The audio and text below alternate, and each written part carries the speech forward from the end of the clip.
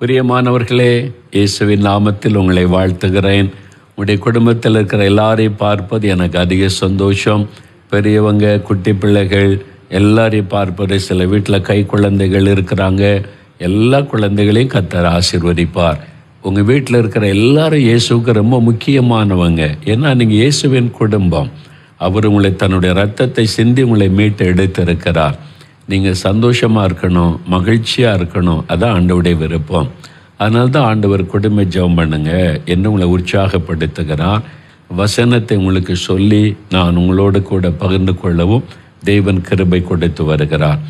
இன்றைக்கி உங்களுடைய குடும்பத்துக்குள்ள ஏதோ ஒரு சில காரியத்தில் குழப்பத்தோட தீர்மானம் எடுக்கக்கூட முடியாதபடி தடுமாறி கொண்டிருக்கலாம்.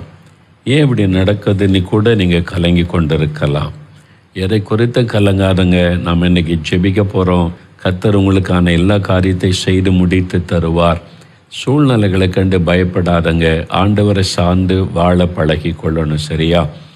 ஈசாக்கு என்கிற அந்த தேவ மனிதர், அவருடைய வாழ்க்கையை, அவருடைய குடும்பத்தை எல்லாம் தேவன் ஆசீர்வதித்து நடத்தினதை தேவ வசனத்தில் நம்ம வாசிக்கிறோம்.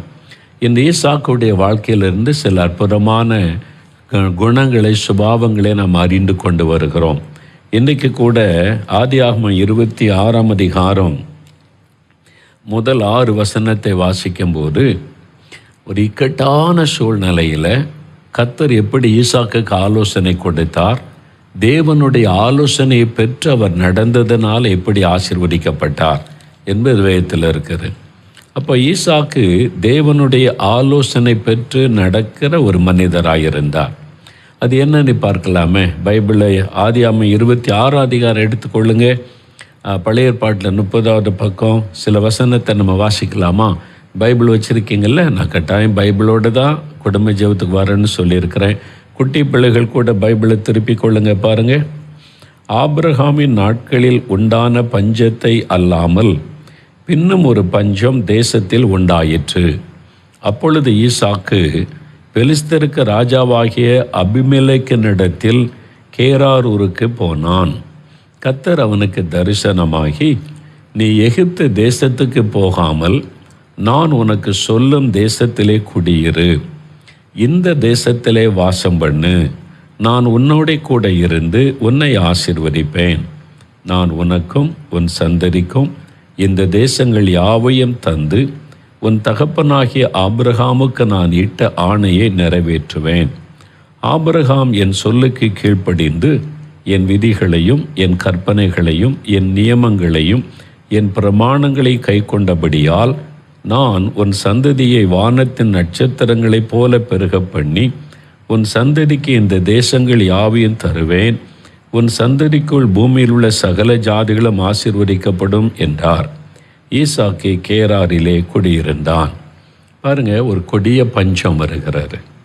ஒரு நெருக்கமான சூழ்நிலை, அந்த தேசத்தில் வாழ முடியாத சூழ்நிலை. அப்போ என்ன செய்கிறதுன்னு கலங்கி பக்கத்து தேசமாகிய பெலிஸ்தருடைய ராஜாவாகிய அபிமெலேக்கு ஆட்சி பண்ணக்கூடிய கேராரூருக்கு அவர் போனார். இப்போ அவருக்குள்ள ஒரு எண்ணம் உண்டாக்கலாம், எகிப்துக்கு போகலாம், எகிப்து செழிப்பான இடம் என்று. அப்போ கர்த்தர் தரிசனமாகி சொல்கிறாரு, நீ எகிப்துக்கு போகாத, நான் உனக்கு சொல்லும் தேசத்தில் குடியிரு, இந்த தேசத்தில் வாசம் பண்ணு, நான் உன் கூட இருப்பேன், உன்னை ஆசீர்வதிப்பேன் அப்படின்னு ஆண்டவர் சொல்கிறார்.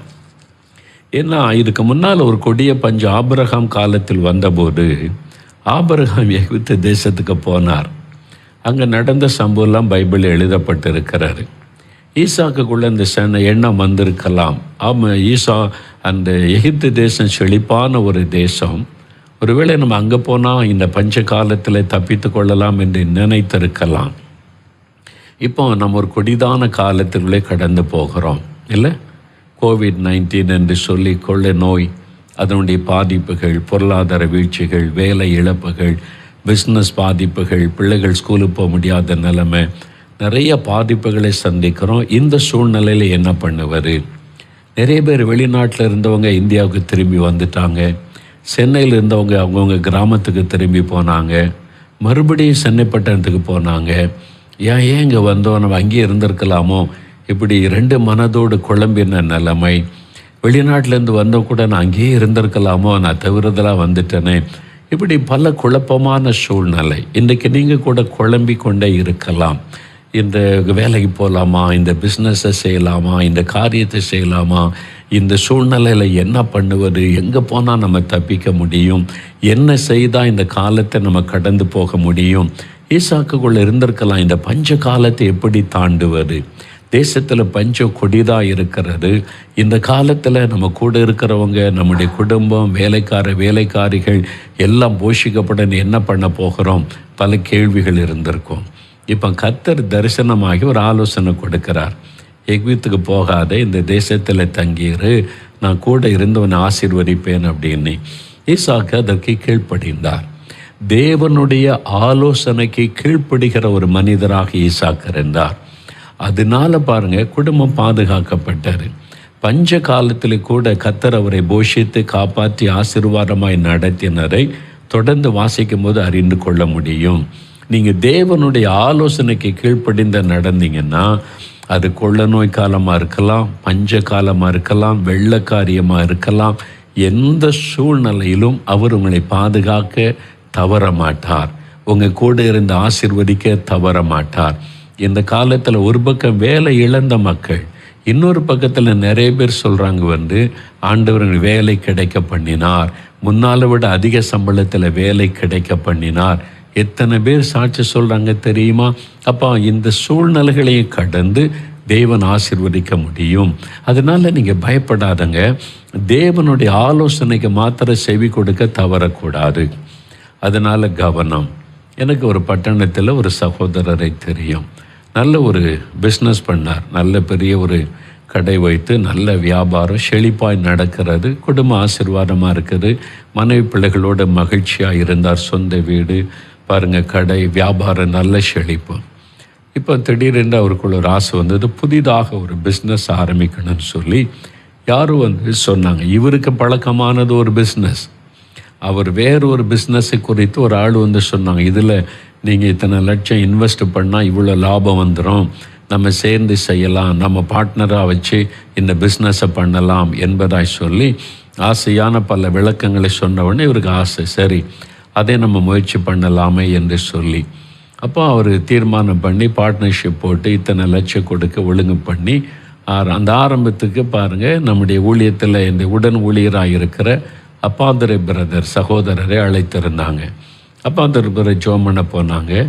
போயிட்டு சொன்னாங்க, இந்த பிஸ்னஸ் தேவ சித்தமாக எனக்கு தெரியவில்லை, இது வேண்டாம், இது உங்களுக்கு நஷ்டத்தை கொண்டு வரும், உங்களுக்கு ஏற்கனவே இருக்கிற பிஸ்னஸை செய்யுங்க, அதை விருத்தி பண்ணுங்க, அதுக்கு இன்னொரு பிரான்ச்சு கூட ஆரம்பித்து செய்யலாம், இது செய்கிறது ஆண்டோடைய சித்தமாக எனக்கு தெரியலை, உங்களுக்கு பொருள் நஷ்டத்தை உண்டாக்கும் அவமானத்தை கொண்டு வருவது வேண்டாம் என்று சொன்னார்கள்.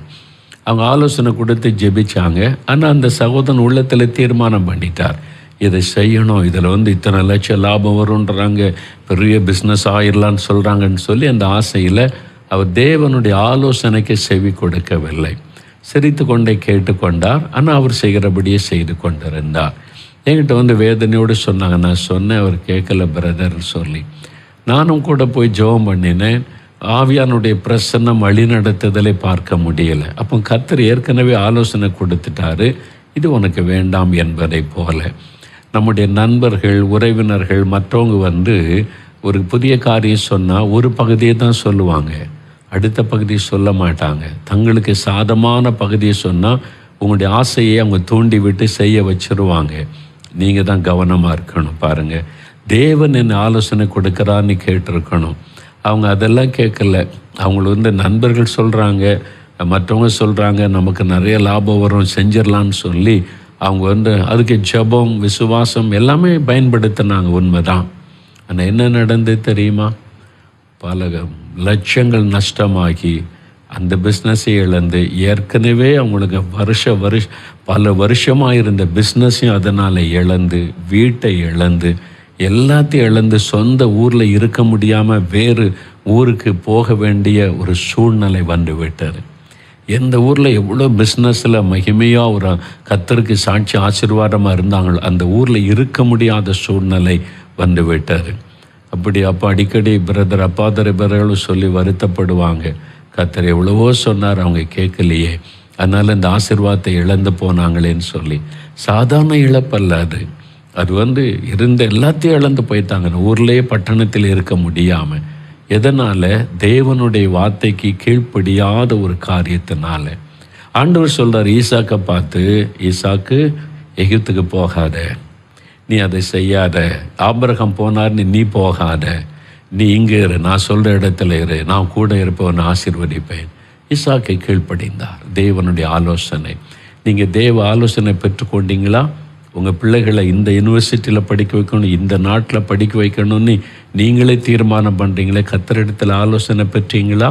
நான் இங்கே போய் வேலை பார்க்கணும், இங்கே போய் பிஸ்னஸ் பண்ண நீங்களே முடிவு செய்கிறீங்களே, கர்த்தருடைய ஆலோசனை கேட்டீங்களா? இவரை பார்ட்னராக சேர்த்து இந்த பிஸ்னஸ் பண்ணிடலாம், இவர் ரொம்ப திறமைசாலி, அவர் கூட சேர்ந்தால் நம்மளும் பெரிய கோடீஸ்வரன் ஆயிடலான்னு நீங்களே தீர்மானம் பண்ணுறீங்களா? கர்த்தரிடத்தில் ஆலோசனை கேட்டிங்களா? யோசித்து பாருங்கள். ஈசாக்கு தேவனுடைய ஆலோசனைக்கு கீழ்ப்படுகிறவராயிருந்தார். அதனால் எப்பொழுதும் உடைய மனதில் எந்த காரியத்திற்கு நான் கர்த்தரிடத்தில் கேட்டு தான் தீர்மானிக்க முடியும் என்று ஒரு தீர்மானம் வைத்து கொள்ளுங்க. ஒரே நாளில் போய் நீங்கள் கர்த்தரிடத்தின் ஆலோசனை சில சமயம் பெற முடியாது. சில நாட்கள் ஆகும், சில வாரங்கள் ஆகும். வெயிட் பண்ணுங்க, காத்துருங்க, ஜெபம் பண்ணுங்க, அவசரப்படாதங்க. நீங்கள் அவசரப்பட்டு ஒன்று செய்தால் மாபெரும் இழப்பை சந்தித்து அவமானப்பட்டு எல்லாவற்றையும் இழந்துவிட நேரிடும்.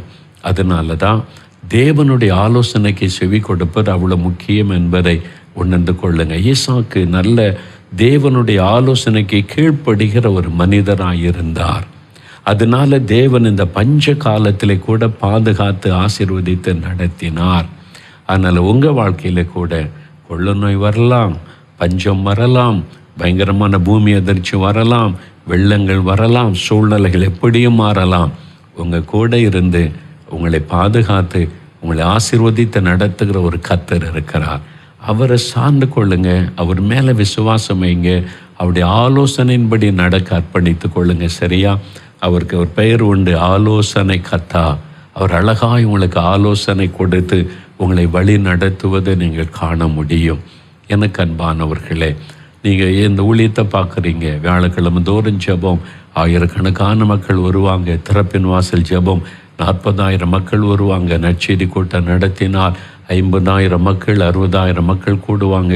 இப்படி எல்லா ஊழியம் செய்கிறோம். இப்போ இந்த கொள்ள நோய் காலத்தில் எல்லாம் முடக்கப்பட்டு விட்டது. இனிமேல் ஒன்றுமே இல்லை. ஆண்டவரே, நாங்கள் என்ன செய்யட்டும், இனிமேல் என்ன செய்யணும்னு காத்திருந்து ஜெபித்த போது தேவன் ஆலோசனை கொடுத்தார். ஜெபிக்கலாம் வாங்க, நிகழ்ச்சி ஆரம்பித்து ஜனங்களை ஜெபிக்க வை, ஜனங்களோட ஜெபம் பண்ணு, அவங்களுக்கு வேத வசனத்தை நீங்கள் சொல்லுன்னு சொல்லி அற்பமாய் ஆரம்பிக்கப்பட்டார். இன்றைக்கி சனி ஞாயிற்றுக்கிழமையில் பல லட்சங்கள் அமர்ந்து ஜெபிக்கிறாங்க, வசனத்தை கேட்குறாங்க. நாங்கள் இங்கே திறப்பின் வாசல் ஜெபம் நடத்தி மாதம் நடத்தினா கூட இவ்வளோ பேரை சந்தித்திருக்க முடியாது. ஊராக போய் பெரிய பெரிய லட்சக்கணக்கான பணம் செலவு பண்ணி கூட்டம் நடத்தினா கூட இவ்வளோ பேரை சந்தித்திருக்க முடியாது. தேவனுடைய ஆலோசனைக்கு செவி கொடுத்த போது ஆண்டவர் எவ்வளவு அழகாய் நடத்துகிறார் பார்த்தீங்களா? மூளை அறியல நான் யோசனை பண்ணி அப்படி செஞ்சலாம் இப்படி செஞ்சலான்னு பிளான் பண்ணியிருந்தா அந்த ஆசீர்வாதம் வந்திருக்காரு. ஆகவே தேவனுடைய ஆலோசனைக்கு இடம் கொடுத்து அந்த ஆலோசனையின்படி நடக்க அர்ப்பணித்து கொள்ளுங்க. யாரோட ஆண்டவர் பேசுவார் தெரியுமா? யார் கீழ்ப்படுகிறாங்களோ அவங்களோட தான் பேசுவார். நீங்கள் கீழ்ப்படியாத பட்சத்தில் ஆண்டவரை ஒதுங்கி நின்று கொள்ளுவார். அதனால் ஒப்பு கொடுங்க, ஆண்டவரே நீங்கள் என்ன ஆலோசனை கொடுத்தாலும் கீழ்ப்படுகிற நான் செய்கிறேன்னு சொல்லுங்கள். சரியா? இப்போ ஜெபிக்கலாமா? முழங்கால் படியிடுங்க. உங்களுடைய ஃபேமிலியில் ஏதோ ஒரு காரியத்தில் குழப்பத்தோடு இருக்கீங்களா? ஆண்டவரை ஆலோசனை கொடுங்க. நீங்கள் சொல்கிறபடி நாங்கள் செய்கிறோம், நாங்கள் நடக்கிறோம். நீ உங்கள் விருப்பம்தான் எங்களுக்கு தெரியணும். ஆண்டவரே நீ ஜெபிக்க ஆரம்பிங்க. ஆண்டவர் அழகாய் நடத்துவார். நாம் ஜெபிக்கலாம். தகப்பனே, இந்த சந்தோஷமான வேலைக்காக நன்றி அப்பா. எத்தனையோ குடும்பங்கள் குழப்பத்தில், நெருக்கத்தில், பயத்தில், கலக்கத்தில், அடுத்து என்ன செய்கிறது, இதுக்கு என்ன பண்ண, அதுக்கு என்ன பண்ண, எப்படி செய்ய போகிறோம், அப்படி செய்திடலாமா இப்படி செய்திடலாமான்னு கலங்கி நிற்கிறாங்கப்பா. ஆண்டவரே, ஈசாக்குக்கு தெளிவான ஆலோசனை கொடுத்தீங்களே, உங்கள் பிள்ளைகளுக்கு ஆலோசனை கொடுங்க. அவங்க என்ன செய்யணும், இந்த இக்கட்டான காலத்தில் என்ன செய்யணும், எப்படி செய்யணும், அவங்களுக்கு ஆலோசனை கொடுங்க. நீங்கள் சொல்கிறபடி செய்ய அவங்க ஆயத்தமாக இருக்கிறாங்க. ஈசாக்கை போல நம்முடைய ஆலோசனைக்கு கீழ்ப்படுகிற இருதயத்தை எங்களுக்கு தாரும் ஆண்டவரே. அதற்கு எங்களை ஒப்பு கொடுக்கிறோம். இப்பொழுதும் தகப்பனை, எங்களுடைய குடும்பத்தை நாங்கள் உமக்கு அர்ப்பணித்திருக்கிறோம். இது உங்கள் குடும்பம், நாங்கள் உமக்கு சொந்தம். நீங்கள் எங்களை வேலையடைத்து பாதுகாத்து நடத்துறீங்க. தீங்கு அணுகாதபடி அதற்காய் ஸ்தோத்திரம். நீர் எங்களை ஆசீர்வதிக்கிற தேவன். ஆசீர்வதியும், தேவைகளை சந்தியும், வழிகளை திறந்து தாரும். உம்முடைய கரத்தில் அர்ப்பணிக்கிறோம். ஆவிக்குரிய ஆசீர்வாதங்களை தாரும். இன்னும் ஜெப ஆவியை தாரும். இன்னும் அன்றாட ஜெபிக்க கிருபை தாரும். இப்பொழுதும் தகப்பனை, எங்களை ஆசீர்வதித்ததைப் போல எங்கள் தெருவில் இருக்கிற, கிராமத்தில் இருக்கிற, ஊரில் இருக்கிற எல்லா மக்களையும் சந்தியும். எல்லா மக்களுக்கும் அந்த ரட்சிப்பின் சந்தோஷத்தை தாரும். ஆலோசனைகளை தாரும். சத்தியத்தை அறிந்து கொள்ள கிருபை தாரும். எங்கள் தமிழ்நாட்டில் இருக்கிற 8 கோடி மக்கள் ரட்சிக்கப்படணும். உம்மை அறிந்து கொள்ளணும். அவருடைய மனக்கண் திறக்கப்படணும். இந்தியாவில் இருக்கிற 138 கோடி மக்களுக்காக ஜெபிக்கிறோம். அவங்க என் சகோதர சகோதரிகள், அவங்களும் ஆலோசனையை பூரணமாய் பெற்றுக்கொள்ள நீங்கள் சந்திக்க, ரட்சிக்க ஜெபிக்கிறோம். எங்களை ஆளுகிறவர்கள் மேலே நீங்கள் ஆளுகை செய்யுங்க. நீங்கள் அவங்கள வழி நடத்துங்க. எங்கள் தேசத்தில் சமாதான, நல்வொழுக்க, அமைதி காணப்பட ஜெபிக்கிறோம்ப்பா. தகப்பனை, பாவங்கள், துன்மார்க்கங்கள், அசுத்தங்கள், லஞ்சங்கள், அநியாயங்கள், மதுபானங்கள் எல்லாம் ஒளியேற்றும். ஒரு மாற்றப்பட்ட, பரிசுத்தமாக்கப்பட்ட தமிழ்நாடாய் நாங்கள் காண உதவி செய்யும். ஆண்டவர் அப்படி ஆசீர்வதிக்கிற அன்பிற்காக ஸ்தோத்திரம். எங்கள் ஜெபத்தை கேட்டதற்காய் நன்றி. இந்த வாரத்தில் எங்களுடைய குடும்ப தேவைகள், பிஸ்னஸ், வேலை, எங்களுடைய எல்லா தேவைகளிலும் அற்புதம் செய்து ஆசீர்வதியும். நாங்கள் வேண்டிக் கொண்டதை பெற்றுக்கொண்டோம் என்று விசுவாசிக்கிறோம். இயேசு கிறிஸ்துவின் நாமத்தில் ஜெபிக்கிறோம் பிதாவே. ஆமேன், ஆமேன். என் ஆத்துமாவே கர்த்தரை சோஸ்திரி, என் முழு உள்ளமே அவருடைய பரிசுத்தமுள்ள நாமத்தை சோஸ்திரி. என் ஆத்துமாவே கர்த்தரை சோஸ்திரி, அவர் செய்த சகல உபகாரங்களை மறவாதே. ஆமேன், ஆமேன். பிரியமானவர்களே, ஆண்டவர் உங்களை ஆசீர்வதித்திருக்கிறார். ஈசாக்கு எப்படி தேவனுடைய ஆலோசனை பெற்றுக்கொண்டாரோ, ஒவ்வொரு காரியத்துக்கும் ஜெபம் பண்ணுங்க. ஆண்டவர் ஆலோசனை தருமுறை கீழ்ப்படிந்து அதற்கு உங்களை அர்ப்பணித்து கொள்ளுங்க. அப்போ தொடர்ந்து தேவன் உங்களை அழகாய் நடத்துவதையும் ஆசீர்வாதமாய் நடத்துவதையும் காண்பீங்க. கர்த்தருடைய ஆசீர்வாதம் உங்களோடு இருக்கட்டும்.